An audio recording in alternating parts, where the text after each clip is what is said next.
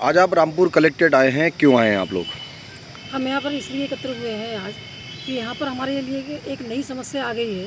KYC लाभार्थियों की होनी और फेस कैप्चर, ये बहुत ही जटिल और कठिन कार्य है आंगनबाड़ियों के लिए, क्योंकि आंगनबाड़ी जब लगी थी तो उस समय 8वां 10वां थी और वो ना तो इतना अंग्रेजी जानती हैं और ना ये इतना सब कुछ कर पाती है। ये तो एक कैफ़े वाला ही कर पाएगा वो काम जो हमें सरकार ने हमारे लिए दिया है।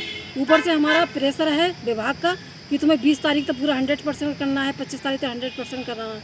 तीसरी बात यह है कि हमें जो मोबाइल दिए थे सरकार की तरफ से जो मिले थे वो 8 वर्ष हो गए मिले हुए, उनकी टचिंग भी बेकार है, मतलब कोई भी काम कर नहीं रहे हैं, बिल्कुल डिब्बा बने हुए हैं। अब ऐसी स्थिति में हम क्या करें कैसे करें उसके लिए जब मोबाइल ही काम नहीं कर रहे हैं।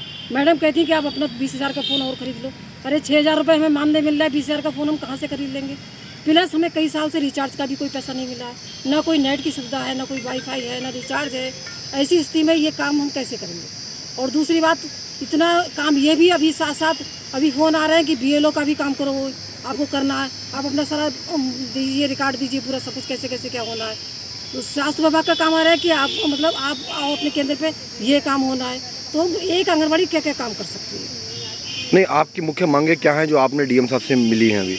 मुख्य मांग तो सिर्फ हमारे लिए ये है कि हमें 5G फ़ोन दिलाया जाए, रिचार्ज का पैसा मिले और नेट की व्यवस्था करी जाए केंद्र पे, तब हम ये काम कर पाएंगे, अन्यथा ये नहीं कर पाएंगे। मेरा नाम समीना है, मैं जिला सचिव हूँ। जो क्या क्या समस्याएं आ रही हैं गाँव में आपको? समस्याएं ये आ रही हैं कि फील्ड में जैसे हमारा फेस कैप्चर का और KYC का जो दिया है काम, हमारी वर्कर जा रही हैं गांव के अंदर। मैं खुद भी गई हूँ गांव के अंदर, तो वहाँ जाके ये समस्या आ रही है कि किसी का आधार सही नहीं है, किसी की KYC हुई नहीं है, किसी का आधार पर मोबाइल नंबर लगा हुआ नहीं है, किसी का आधार पर मोबाइल नंबर लगा हुआ भी है तो उनके हस्बैंड कोई दुबई में है, कोई बम्बई में है, कोई अहमदाबाद में है। ये सब बाहर लोग काम करने के लिए गए हैं, उनसे OTP मांगा जाता है। इतनी देर हम उन महिलाओं को समझाते हैं कि इसलिए है, या आपका राशन मिलेगा आपको, इस वजह से आपका लिया जा रहा है। इतनी देर में हम समझा के निपटते हैं, इतनी देर में अमिताभ बच्चन बोल जाता है कि अब अपना OTP किसी को मत देना।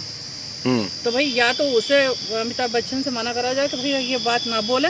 अच्छा, ये तो आपकी मांग है। वैसे तो सेंटर गवर्नमेंट खुद अमिताभ बच्चन को एक बना करके लेकर आई है स्टोन के लिए, लोगों को अवगत कराने के लिए जी। और आप मांग कर रही हैं स्टोन को बंद किया जाए, इसलिए मन कह जाए। महिलाएं ये कह रही हैं कि अमिताभ बच्चन जी मना कर रहे हैं कि आप अपना OTP किसी को मत देना, अपने किसी करीबी को भी मत देना। तो आप बताओ, आप महिलाएं कह रही हैं आप हमारे अकाउंट से पैसा निकलाए, कुछ भी हो तो आप जिम्मेदार होगी।